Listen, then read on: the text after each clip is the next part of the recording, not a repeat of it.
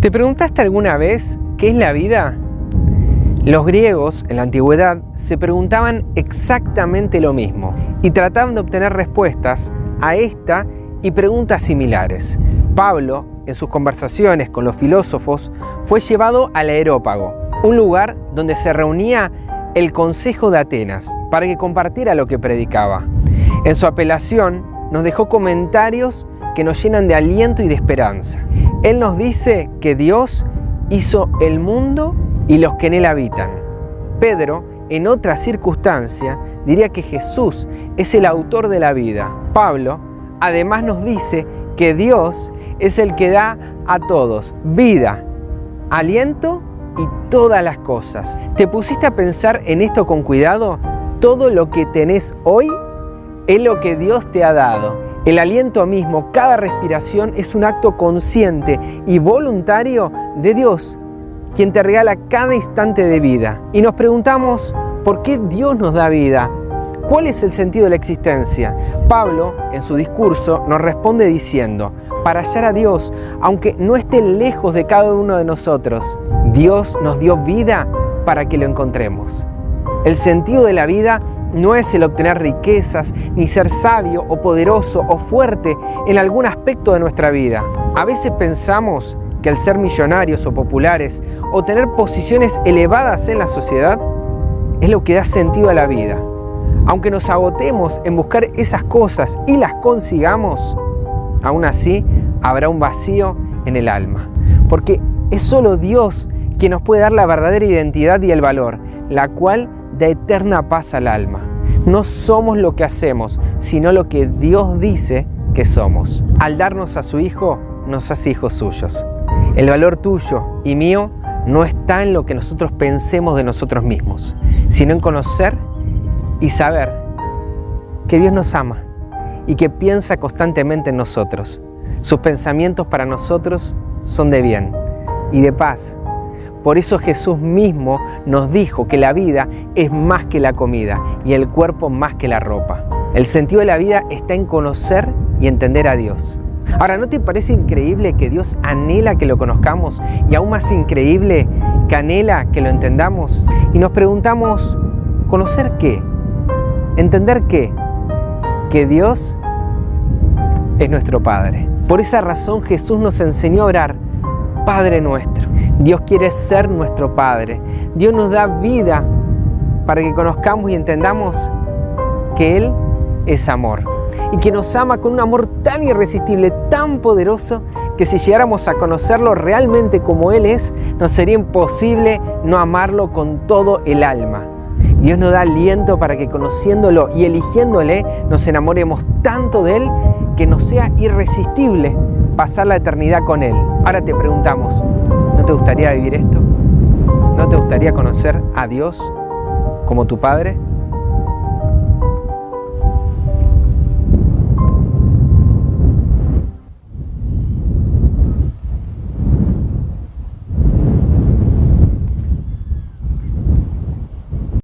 ¿Existe Dios? ¿Quién nos hizo esa pregunta? Si Dios existiera, elegiría el método de revelación de acuerdo a su carácter, de acuerdo a lo que Él es. Al no ser probado por la ciencia, declara que no lo dejó librado en manos de los más inteligentes, sino de aquellos que quisieran oírle. Por otro lado, es difícil ignorar la existencia de un poder e influencia para el bien en este mundo, como así también uno para el mal, lo cual están en crudo conflicto. Pero aparte de esto, la Biblia, que se define a sí misma como la palabra de Dios, presenta desafíos concernientes a la existencia de Dios que los más escépticos encuentran difíciles de enfrentar.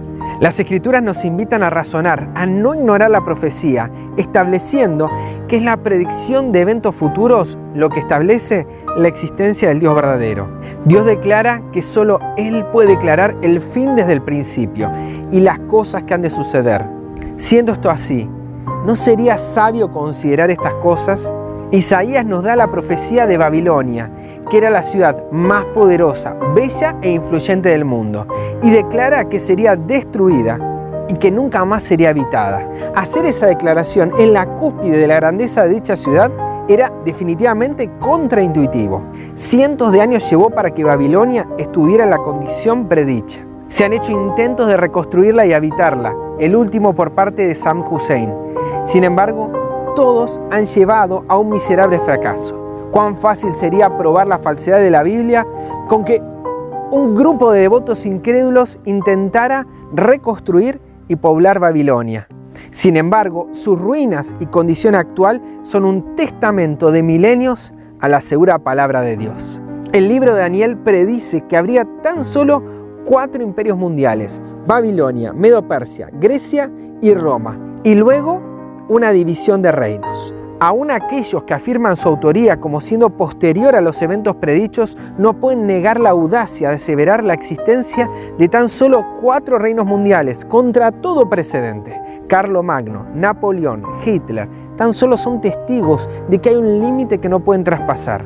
A diferencia de todos los imperios anteriores que fueron conquistados por otro imperio, Roma sería dividida en reinos, nuevamente contra todo precedente. Así, independientemente de cuándo fue escrito el libro de Daniel, sus predicciones no dejan de ser inexplicables, entre las cuales se encuentra la venida de Jesús, su crucifixión, la destrucción de Jerusalén y el templo, cuando éste no había sido reconstruido. El pueblo judío y su larga historia predicha en sus páginas es testigo de la fidelidad en las predicciones. Podríamos mencionar los cientos de profecías centradas en Jesús a lo largo del Antiguo Testamento, que tuvieron su cumplimiento exacto. Sin embargo, destacamos que sus 11 discípulos, más Pablo, estuvieron dispuestos todos a morir, dando el testimonio de aquel a quien habían visto. Ahora, ¿cómo explicar tanto sacrificio por parte de 12 hombres de orígenes tan distintos? Nadie muere por algo que sabe que no es cierto, y mucho menos 12. De esta manera, la Biblia es un libro increíble que nos declara que Dios existe y que Él demuestra su existencia al anunciar el futuro desde el pasado, y que la finalidad es que tú y yo creamos que Él existe y que quiere que le conozcamos.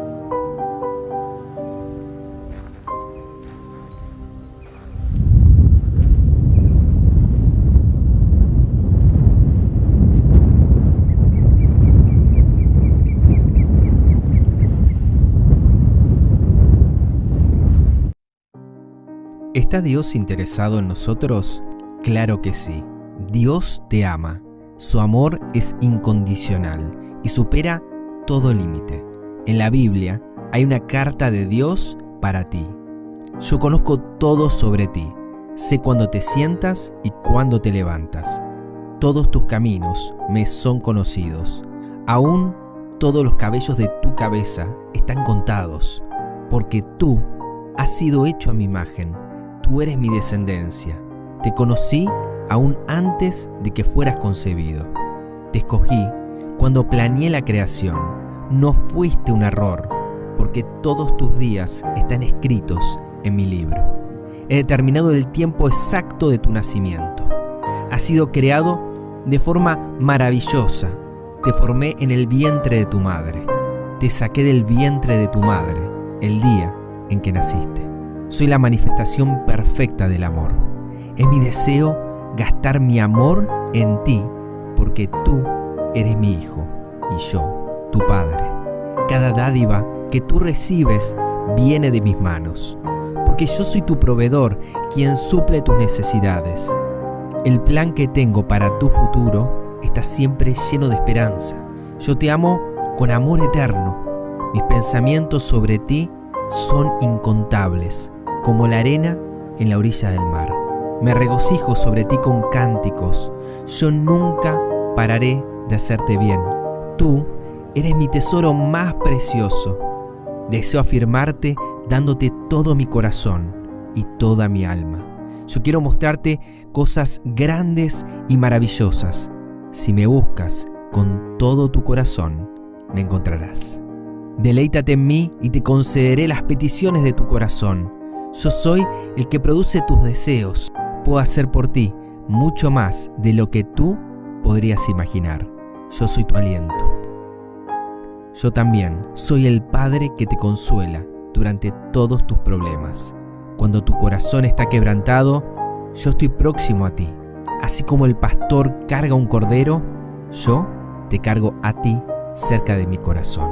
Si me dejas, un día enjuagaré cada lágrima de tus ojos y quitaré todo dolor que hayas sufrido.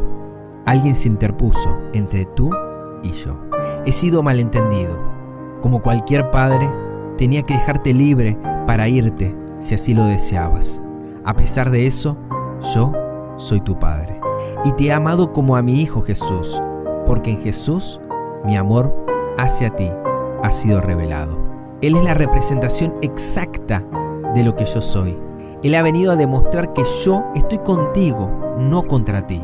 Y también a decirte que yo no estaré contando tus pecados, porque Jesús murió para que tú y yo pudiéramos ser reconciliados. Su muerte ha sido la última expresión de mi amor hacia ti. Por mi amor hacia ti, haré cualquier cosa que gane tu amor. Si recibes el regalo de mi Hijo Jesús, me recibes a mí. Y ninguna cosa te podrá a ti separar otra vez de mi amor. Vuelve a casa y participa de la mayor fiesta celestial que nunca has visto. Yo siempre he sido padre y por siempre seré padre.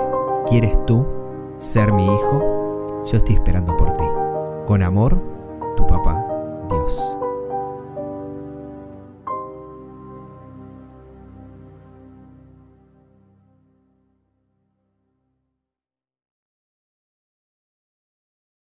Cuando trajeron a Jesús ante Pilato para que le condenara, Pilato le preguntó a Jesús: ¿qué es la verdad? Esta pregunta es el fruto de no saber dónde encontrar la verdad o de verla inalcanzable. Tal vez te hayas preguntado lo mismo y con tantas religiones reclamando tener la verdad, hasta dudes de la posibilidad de conocerla. Pero, ¿podremos saber? ¿Será posible conocer la verdad? Es bien cierto que el corazón del hombre es engañoso y que no puede confiar en sí mismo para conocer la verdad. Esta no es una quimera. La Biblia revela que aunque todo hombre es mentiroso, Dios es veraz y da a conocer la verdad. Él envió a su Hijo como la verdad y este nos ha declarado cómo es el Padre. Ha dado testimonio de la verdad y nos asegura que mirándolo a Él vemos cómo es Dios. Entonces, ¿qué es la verdad? Es la revelación de Dios por medio de su Hijo Jesús. ¿Por qué el Dios del universo quiere darse a conocer? Jesús nos enseñó que la vida eterna consiste en conocer al único Dios verdadero. Dios nos ama y quiere que, conociéndole, tengamos vida eterna. Envió a su Hijo al mundo para que todo el que acepte la verdad que Jesús vino a revelar, tenga esta vida eterna. Es el deseo de Dios que el mundo le conozca y sea salvo por medio de Jesús, la verdad de Dios. Mientras anduvo en la tierra, Jesús vivió una vida de bondad y de tierna compasión para con todos. Amó tanto a sus amigos como a sus enemigos, y hasta oró por estos últimos mientras colgaba de la cruz. En todo esto estaba revelando la verdad de cómo es Dios, que no desea que nadie se pierda, sino que todos procedan al arrepentimiento. Dios es amor, y esta es la esencia de la verdad revelada en Jesús. También Jesús dijo que las Escrituras, es decir, la Biblia, dan testimonio de Él como la verdad de Dios. Esto nos deja saber que en toda la Biblia tenemos el testimonio de Jesús, quien a su vez es el camino al Padre. De Jesús escribieron todos los profetas, y conociéndole a Él, a través de las Escrituras, conocemos a Dios. Además, la palabra de Dios nos muestra la verdad en nuestra condición pecaminosa y la necesidad de ser libertados del pecado y de la maldad del mundo. De esta forma, Dios ha hecho accesible el conocimiento de la verdad que nos hace libres. ¿Libres de qué? Libres del error y la mentira. Libres para elegir a Dios, libres para confiar en Él y vivir de toda palabra que sale de su boca. Hoy puedes conocer la verdad y experimentar verdadera libertad.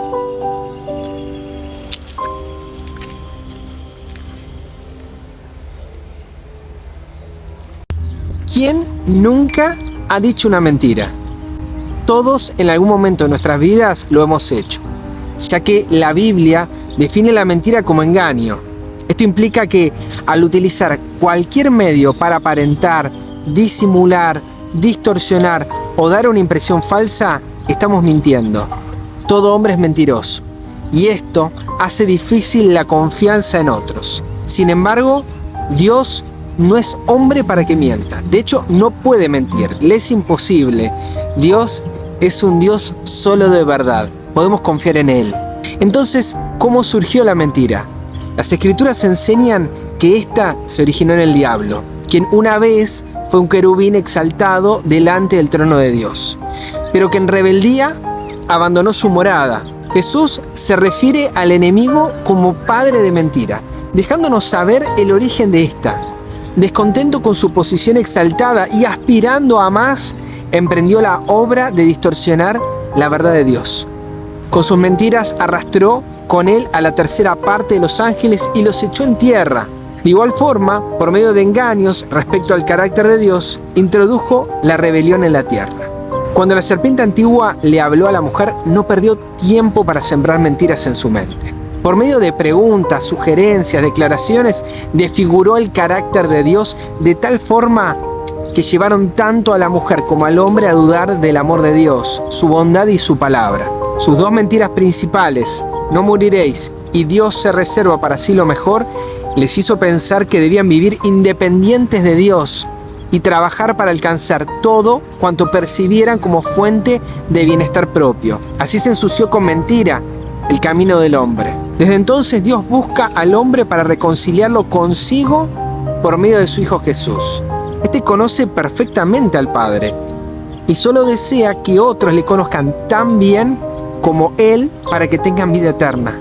Cristo vino a este mundo para deshacer las obras del diablo y tanto en su vida como en su muerte reveló la verdad sobre el carácter de su Padre para llevarnos a Él. Hoy podemos recibir a Jesús para que nos salve de la mentira por medio de su testimonio fiel y verdadero acerca de Dios. Dejemos que sus palabras guardadas en nuestro corazón limpien nuestros caminos.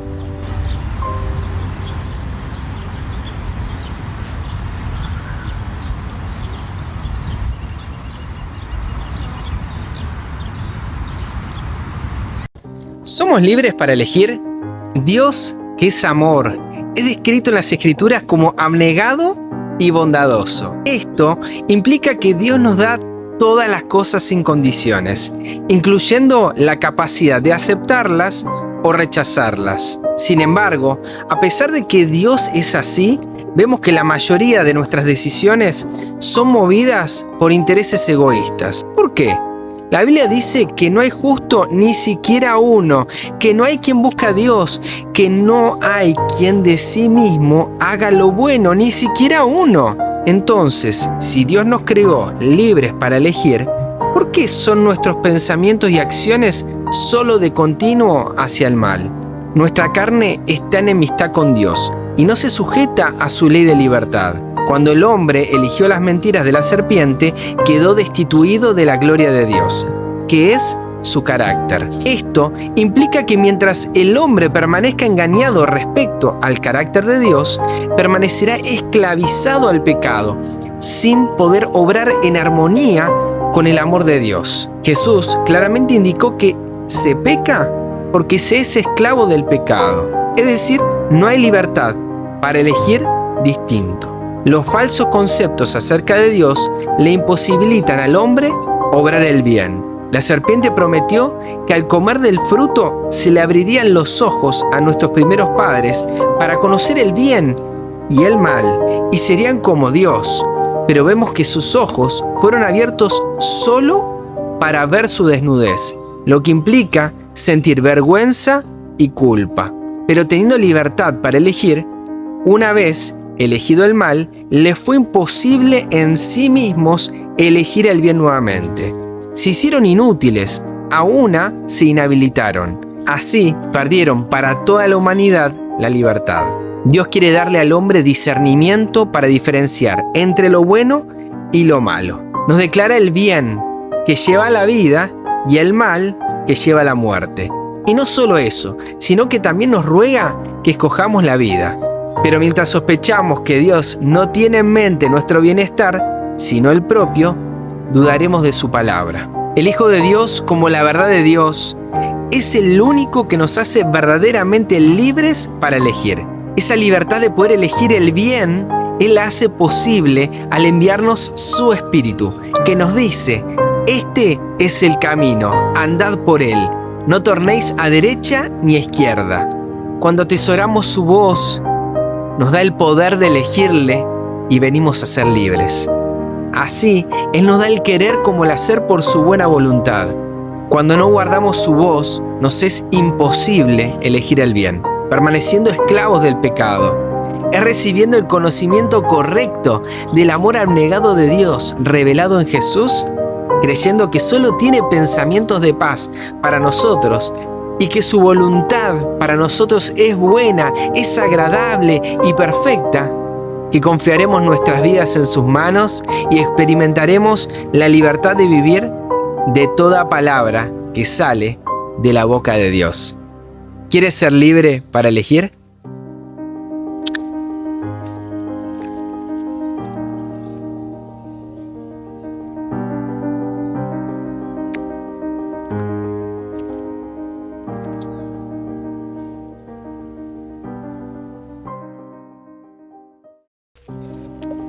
¿Por qué el pecado? El camino de Dios es perfecto, la ley de Dios es perfecta, todas sus obras son perfectas. Entonces, si Dios hace todo perfecto, ¿por qué existe el pecado? No hay justificación ni excusa para la existencia del pecado, pero consideraremos lo que la Biblia enseña acerca del mismo. El pecado es transgresión de la ley. También se nos dice que el pecado es maldad. Se transgrede la ley de Dios, se hace maldad cuando nos alejamos de Él y no oímos su voz. El pecado o maldad es el resultado de huir de aquel que es amor y desechar sus palabras. Por eso Pablo nos dice que todo lo que no es de fe es pecado, pues la fe es creer la palabra de Dios. También aprendemos que el pecado engendra muerte. Es decir, aquello que engendra muerte se le llama pecado. El pecado, la maldad, mata al malo. En su amor, Dios creó a todos sus hijos con la capacidad de escuchar su voz o de desecharla. Al hacerlo así, con cada ser creado, Dios asumió el riesgo de ser rechazado como padre. El pecado surgió por primera vez cuando Lucifer, el exaltado querubín cubridor, dejó a Dios para constituirse a sí mismo como su propio Dios, provocando la primera ruptura familiar. Él había sido creado perfecto, pero cuando decidió no oír la voz de Dios para atender la suya, en él surgió maldad y violencia. Todo esto lo manifestó en menosprecio hacia el Hijo de Dios, pues Cristo es la palabra de Dios. Él es quien da las palabras de vida. Así, rechazando la palabra de Dios, Lucifer se convirtió en Satanás. El pecado se introdujo en este mundo de forma similar, con la excepción de que ahora hubo un tentador que sembró la cizaña para apartar de Dios a la raza humana. Primero fue alejándola de Dios con sus mentiras, hasta que finalmente ésta expulsó su voz y desobedeció. Este proceso un tanto abstracto se manifiesta de forma concreta cuando, después de haber pecado, la voz de Dios se acerca y Adán y Eva se esconden de Cristo. Desde entonces, la raza humana repite la misma historia. Cuando Dios congregó a su pueblo en el Sinaí para darles su ley, a fin de que pudieran tener conceptos correctos de su justicia, el pueblo se puso de lejos y no quiso seguir escuchando la voz de Dios. Sin embargo, prometió obedecer. Esto le sería imposible, porque al alejarse y rechazar su voz, lo que resultaría sería maldad. Y así fue. Menos de 2 meses después, ya habían elegido otro Dios. Hoy, Cristo, la voz de Dios, sigue acercándose al hombre buscando revelar que Dios es luz y en Él no hay ninguna tiniebla ni maldad, pero muchos no la reciben. Mas quienes escuchan su voz y abren para recibirle, estos son hechos hijos de Dios. No hay razón para seguir eligiendo el pecado. Si escuchas hoy la voz de Dios diciéndote que eres su hijo amado, no endurezcas tu corazón. ¿Aceptarás su palabra?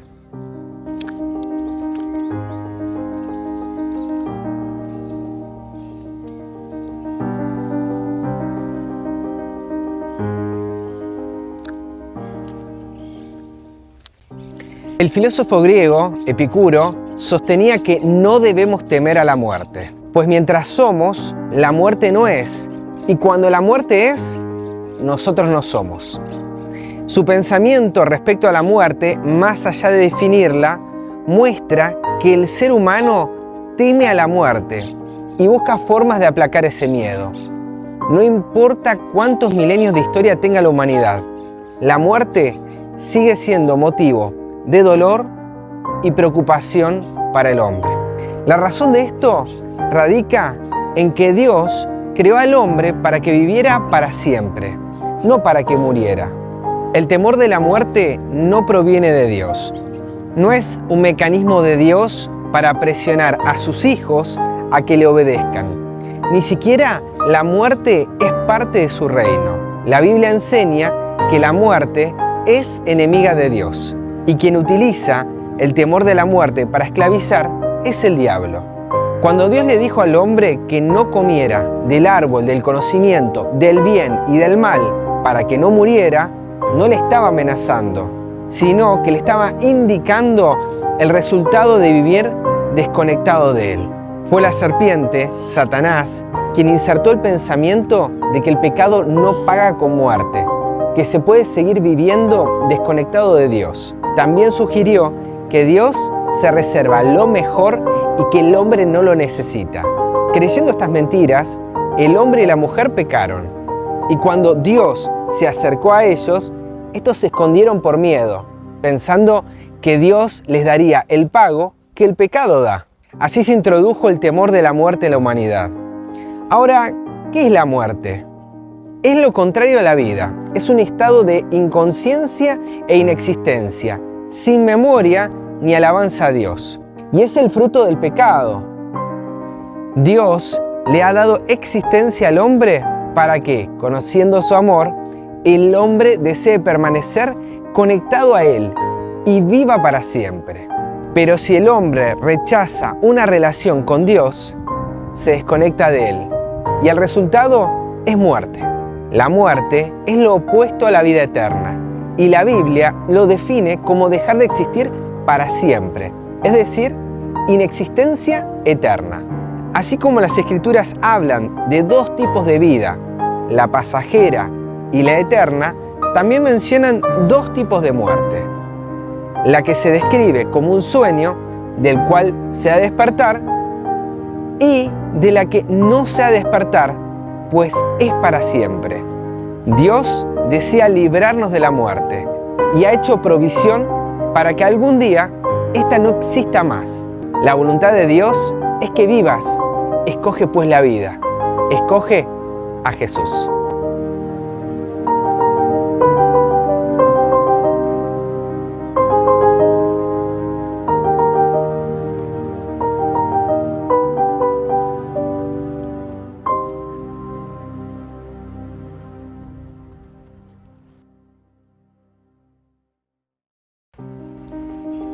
¿Por qué la Tierra está convulsionada? ¿Cuál es la causa de los terremotos, huracanes, inundaciones, fuegos y otras catástrofes naturales? Estas inquietudes llenan la mente de gran cantidad de personas quienes miran con preocupación estas convulsiones de la naturaleza. Nuestro Padre Celestial nos ha dejado en su palabra clara enseñanza respecto del origen de estas catástrofes. Dios creó y formó al hombre del polvo de la tierra y lo puso como Señor de toda la creación de esta tierra. Todo lo que está sobre esta tierra está bajo el dominio, influencia y autoridad del hombre. Cuando el hombre pecó y se rebeló contra Dios, el mismo espíritu de rebeldía influyó sobre la naturaleza. Dios le cuenta a Adán las consecuencias de sus actos, de que por su causa la tierra sería maldita. Dios no lo hace sino que es el pecado del hombre lo que maldice la tierra. Al hombre resistir y rechazar el Espíritu de Dios, el agua viva, la tierra como espejo, le mostraría al hombre su condición. Las plantas privadas de agua le producirían cardos y espinas. Así, por el pecado del hombre, la creación entera gime, sufre y está con dolores de parto. Fue sujetada a corrupción por el hombre a la espera de la manifestación de los hijos de Dios.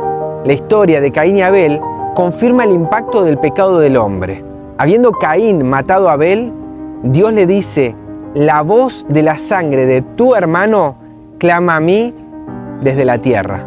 La sangre derramada de Abel tiene una voz, unas vibraciones que el oído humano no capta, pero Dios sí.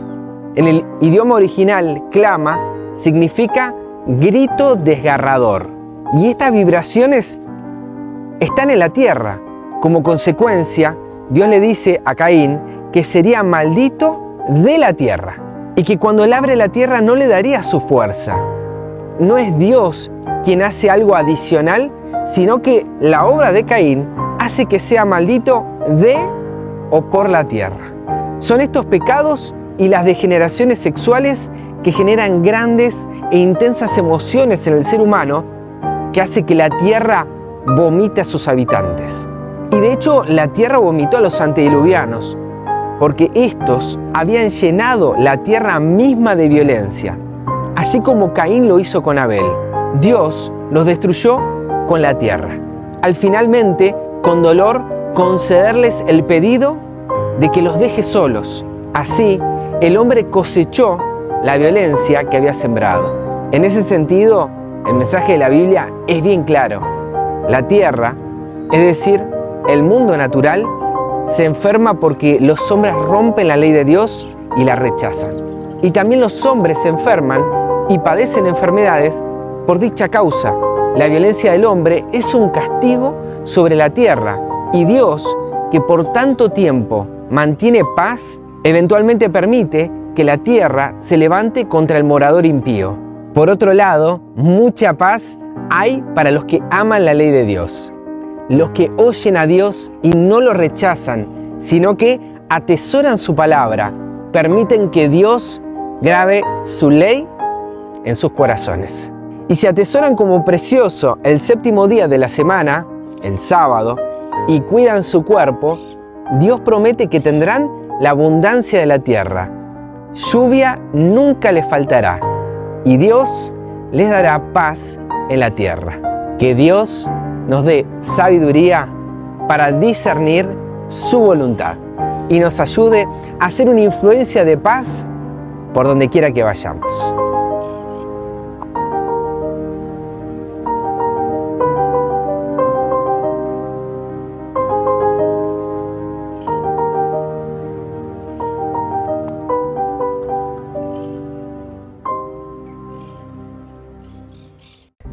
¿Dónde están los muertos?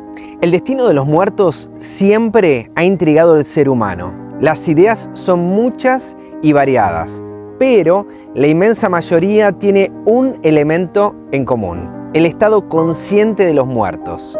Esta creencia es muy popular y es en gran medida fomentada por el mundo del entretenimiento. Libros, canciones y películas han sido dedicadas a promover que al morir las almas conscientes de los muertos van al cielo o al infierno o a algún otro lugar. Pero, ¿es esto así? Veamos qué la Biblia enseña al respecto. El estado consciente de los muertos es el resultado de haber creído la mentira de la serpiente cuando dijo: no moriréis. Dios había declarado que el pecado implica muerte, y una y otra vez se repite esta verdad en las Escrituras. Después de que se introdujo el pecado y los hombres vieron que su paga es muerte, la mentira de la serpiente subsistió en la enseñanza de un estado consciente de los muertos, introduciéndose en la mayoría de las culturas y religiones. Así, la mentira de que el hombre tiene vida inherente es propagada cuando en realidad Dios es la fuente de vida y solo Él da y sustenta la vida a todo ser. La Biblia enseña que los muertos nada saben y su memoria es puesta en el olvido. Su amor, su odio o envidia dejan de ser y ya no tienen parte con lo que ocurre bajo el sol. Enfatiza que al morir se va al sepulcro, donde no hay industria, ni ciencia, ni sabiduría.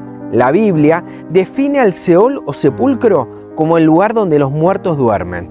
Aunque a veces se traduce como infierno o Hades, el concepto hebreo es muy distinto. La Biblia indica que todos, buenos o malos, van al mismo lugar, al sepulcro. Y como ya vimos, permanecen en un estado de inconsciencia. Personas como el patriarca Abraham, el rey David y muchos más son mencionados como yendo al sepulcro sin haber recibido todavía las promesas de la vida eterna. La palabra de Dios nos dice que los que son de Cristo duermen, pero han de ser resucitados cuando Él vuelva por su pueblo. Aquí encontramos una bendita esperanza. Los que mueren en Cristo solo duermen hasta ser despertados en su venida para recibir vida eterna. Por eso se nos alienta a no entristecernos por ellos a la manera de los que no tienen esta esperanza. Les volveremos a ver, aunque la muerte entró por el pecado y ésta nos lleva al sepulcro, la promesa de Dios es rescatarnos tanto del poder de la muerte como del sepulcro para darnos vida. La muerte y el sepulcro algún día dejarán de existir y nunca más seremos separados de nuestros seres amados. La victoria sobre el sepulcro está garantizada. Puedes descansar en las promesas de Dios.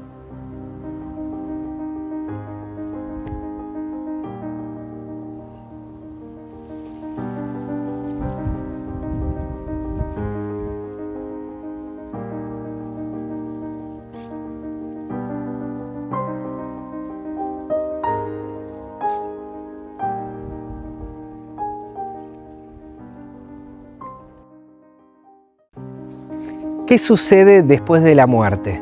Job fue un hombre justo que sufrió inmenso dolor por parte de Satanás. Perdió sus bienes materiales, su salud y hasta sus hijos. Su propia esposa le dijo que maldijera a Dios y que se muriera. Qué situación difícil la de Job. Ni su propia esposa lo animaba a seguir viviendo. El mismo Job deseó descansar en la sepultura con la esperanza que después de un tiempo Dios se acordara de él. Job creía en la resurrección de los muertos. Creía que así como su Redentor se levantaría sobre el polvo, él también sería levantado y en su propia carne vería a Dios.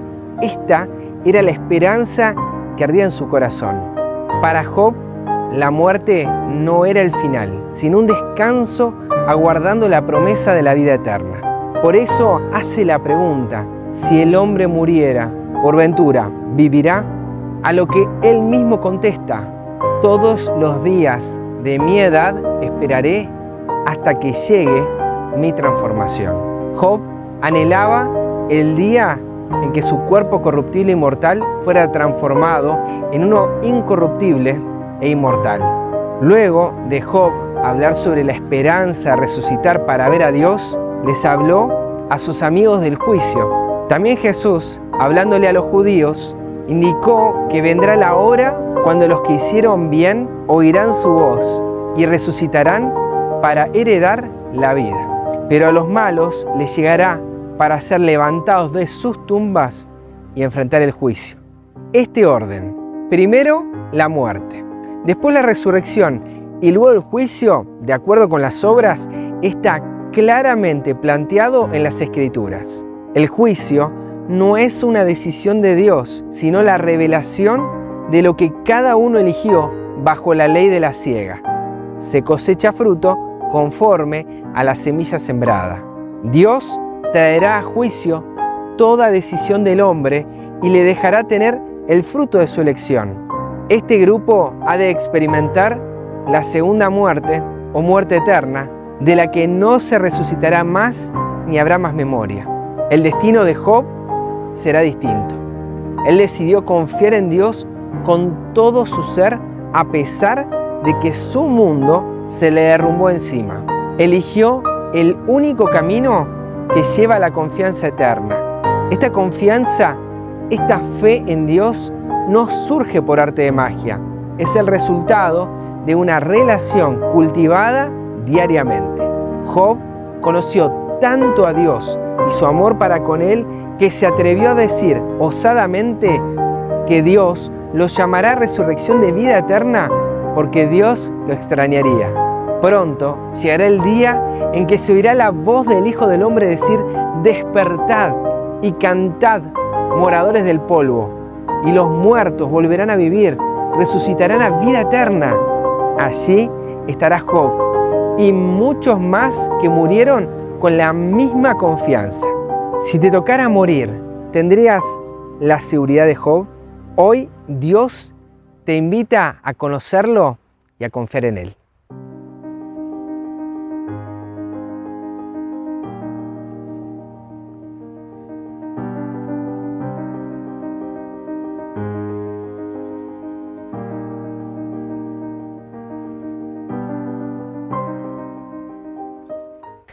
Cuando la serpiente le habló a Eva en el Edén y nuestros primeros padres comieron del fruto prohibido, sus palabras cambiaron totalmente la perspectiva de la humanidad entera. Se introdujo un nuevo orden mundial.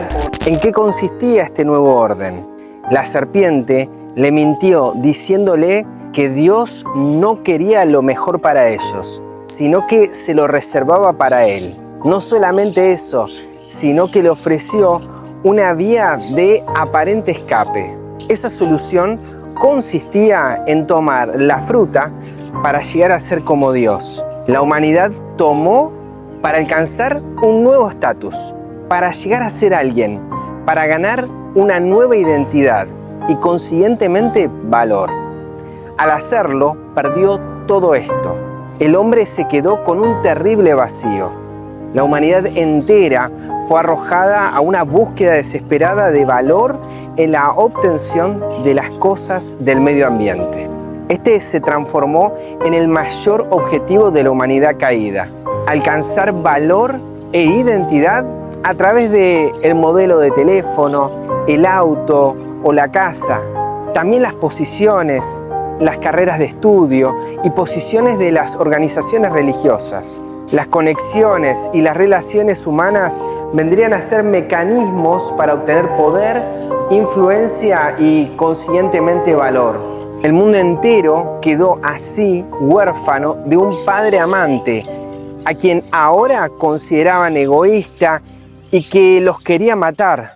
El mundo entero empezó a ver al hermano como competidor. Así, este nuevo orden mundial, este mayor objetivo de tomar, de servirse del medio ambiente para obtener valor y llegar a ser alguien, sumió a la humanidad en la desesperación, violencia y muerte. Dios, viendo el terrible error cometido por la humanidad y que estaba esclavo sin escapatoria, emprende la tarea de rescatar al hombre. Dios lo salvaría tan solo con su consentimiento. El hombre estaba sin valor ni identidad. ¿Cómo darle eso al hombre? Dios lo hace al dar a su Hijo. La entrega del Hijo por nuestros pecados nos demuestra que la salvación tuya y mía vino a ser el mayor objetivo de Dios. De tal manera amó Dios al mundo que envió a su Hijo unigénito, para que todo aquel que en Él crea no se pierda, mas tenga vida eterna. En esto se mostró el amor de Dios para con nosotros, en que Dios envió a su Hijo unigénito, el que no escatimó a su propio Hijo. ¿Cómo no nos dará con Él todas las cosas? ¿Acaso había algo de mayor valor a entregar? Así, al darnos a su Hijo, nos dio una identidad. El Espíritu de Cristo en nuestros corazones nos hace hijos de Dios. Y miramos a nuestro Dios y clamamos: Abba Padre. Y el conocer que nos ama y que sus pensamientos para con nosotros son innumerables, nos llenan de valor. Dios hizo todo esto para que podamos conocer cómo es Él realmente y lo podamos elegir puramente por amor. Ese es el mayor objetivo de Dios. Y si nosotros dejamos que Dios nos ame como Él quiere amarnos, entonces su amor por nosotros estará en nosotros por cada uno de los hermanos que nos rodean. El mayor anhelo y objetivo de la creación entera y de Dios es que la humanidad sea hecha a la imagen de su Hijo. ¿No es acaso el más elevado honor ser hechos hijos de Dios por medio del amado?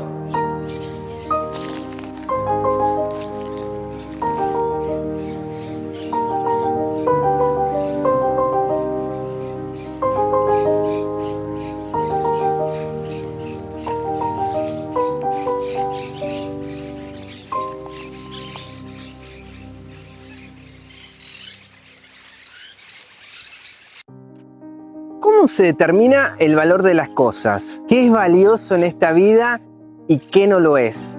Todos hemos sido criados con conceptos recibidos de la sociedad a la cual pertenecemos. Sin lugar a dudas, el hombre hoy en día valora aquellas cosas que tienen que ver con el bienestar, la comodidad y la apariencia ante la sociedad. El hombre, por el engaño de la serpiente, se lanzó a la búsqueda de cosas que erróneamente pensó que le traerían valor, ya sea dinero, poder, relaciones, etc. Todos fueron elementos que recibieron valor porque el hombre buscó llenar su propia falta de valor. Sin embargo, Cristo vino y con su vida y ejemplo revolucionó el pensamiento humano. Invitó a la humanidad a entrar en el pacto de Dios, donde recibiendo y guardando las palabras de Dios, traerá la bendición de todas las cosas necesarias para esta vida. Si el hombre se dedica a llenar su falta de valor con las cosas exteriores, no podrá servir a Dios. Le es imposible al hombre que ama las riquezas servir a Dios, porque su corazón estará en sus tesoros. Sin embargo, Dios nos invita a buscar lo espiritual, que es invisible, y Él podrá entonces darnos lo material, que es visible. Lo primero a llenar es nuestro vacío de valor por medio de la revelación del amor de Dios.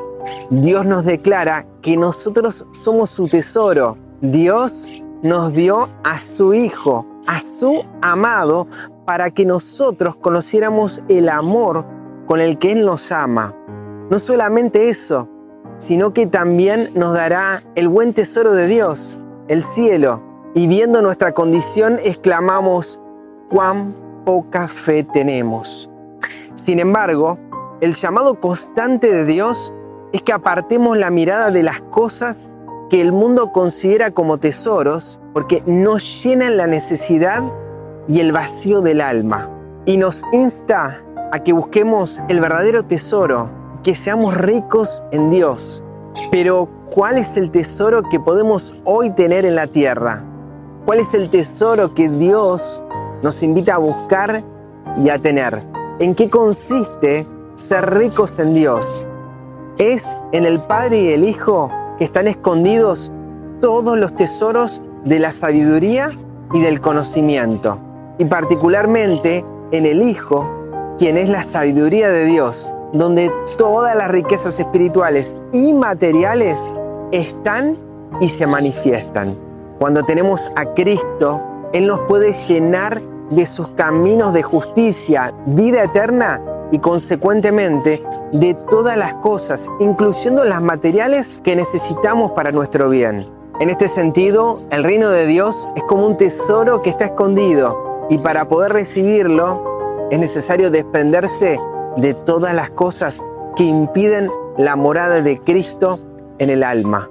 Y teniendo ese tesoro, Dios nos llama a que lo guardemos, a que lo atesoremos, a que lo tengamos bien cuidado y guardado en nuestro corazón. Ese tesoro es el conocimiento de Dios, tal cual está revelado por Cristo. Es la gloria misma del Señor, y por ese conocimiento somos transformados.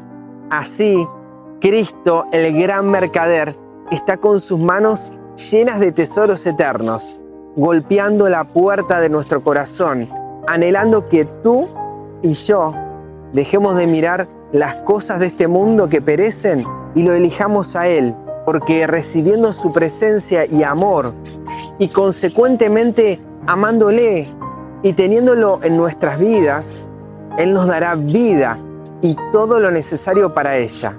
¿No quieres acaso darle tu corrompido corazón para que Él te llene de sus tesoros?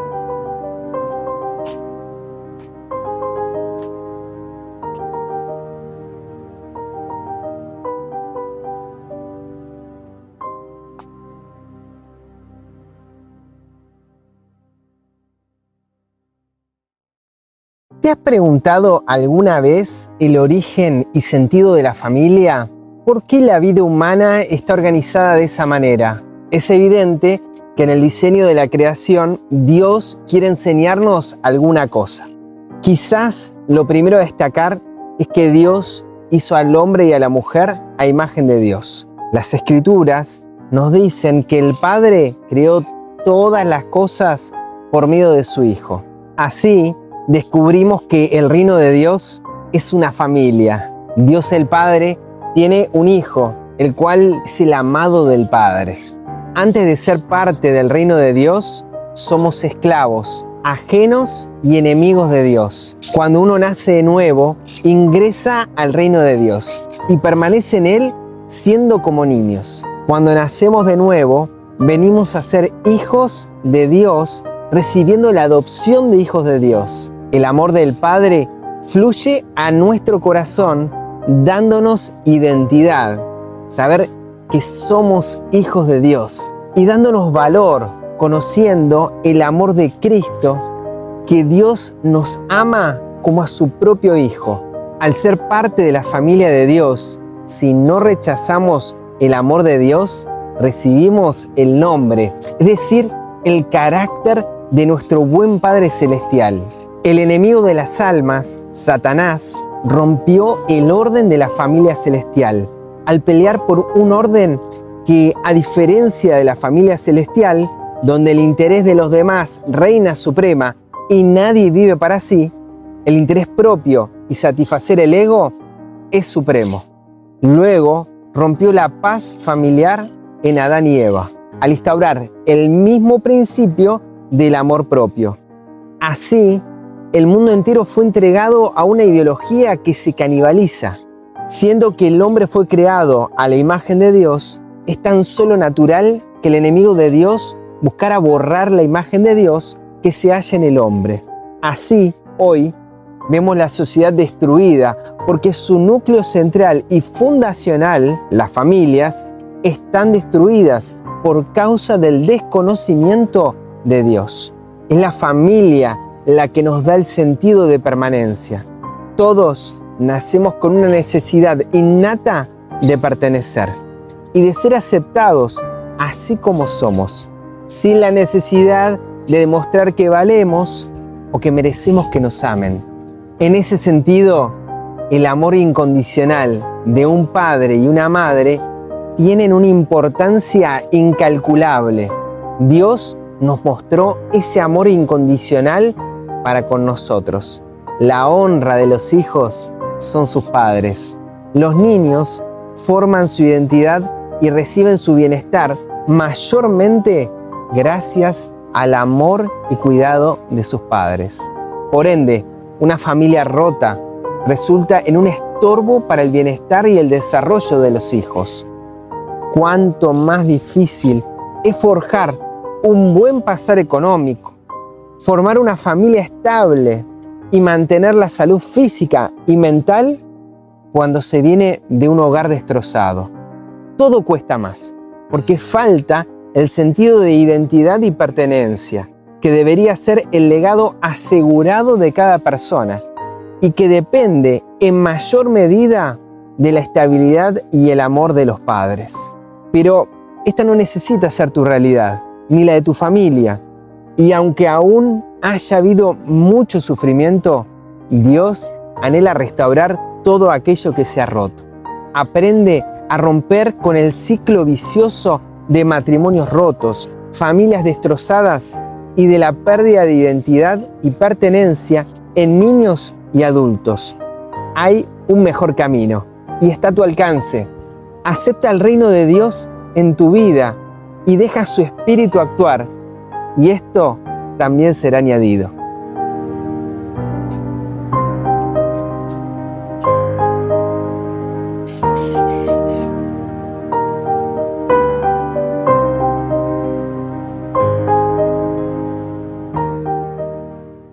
¿A qué llamamos bueno? ¿Te has preguntado alguna vez qué es lo bueno y qué es lo malo? ¿Cómo se determina el carácter de las acciones? ¿En quién cabe la tarea o responsabilidad de determinar lo bueno y malo? ¿Queda en manos de cada ser? Jesús nos dijo que solo Dios es bueno. Inclusive Jesús nada hacía de sí mismo, sino lo que el Padre le enseñaba. Porque Dios es bueno con todos. Nos enseña el buen camino, Cristo. Y nos invita a que conozcamos que Él es bueno. Su bien consiste en que para siempre es su misericordia. Su bien se manifiesta en que habla bien y hace bien con lo que su palabra es toda buena en gran manera. Al mismo tiempo que Jesús dijo que solo Dios es bueno, nos dijo que ninguno hay bueno. Esto es así porque nadie busca a Dios, quien es bueno.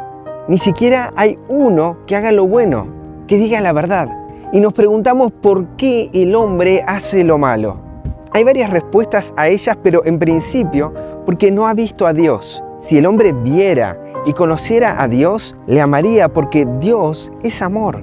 Ante esta condición, Dios mandó a Jesús para que nos mostrara exactamente la verdad respecto de Dios. Mirando a Cristo, conocemos a Dios, porque el que ha visto a Cristo, ha visto al Padre.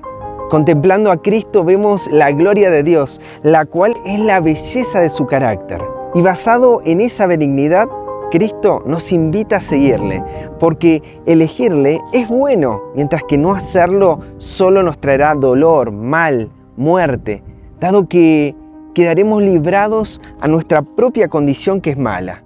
Cristo nos llama y si le dejamos, Él nos puede hacer buenos. Nosotros abrimos la puerta de nuestro corazón y Él nos limpia de todo pecado. Así, somos constantemente instados a elegir a Cristo, a aborrecer lo malo y a elegir y seguir lo bueno. Y tan solo responder con el bien aún a los que nos hacen el mal. Esto es tan solo posible por medio de Cristo, quien nos señala, muestra y revela al bueno, a Dios.